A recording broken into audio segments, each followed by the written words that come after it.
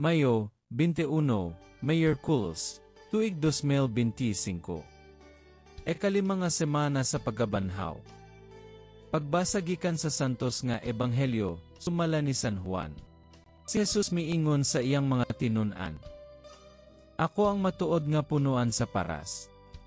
Ug ang akong amahan maoy tig-atiman.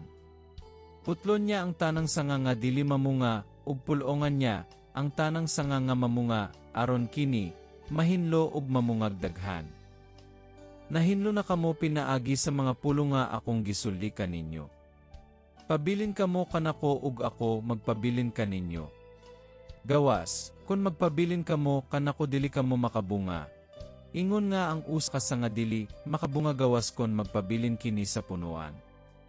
Ako ang punuan sa paras, ug kamo ang mga sanga. Ang magpabilin kanako ug ako, diha kanya mamungag daghan. Kay kun wala ako, wala kamoy mahimo.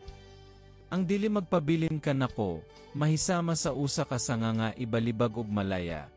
Pamuniton kini ug dauban. Kun magpabilin kamo kanako ug ang akong mga pulong magpabilin kaninyo, makapangayo kamog bisan unsa ug madawat ninyo kini. Sa inyong pagpamungag daghan, kapasiyunggan ang mahan. Ug sa ingon niini kamo, mahimong akong tinun-an. Ang ebanghelyo sa Ginoo. Daygon ikaw o Kristo.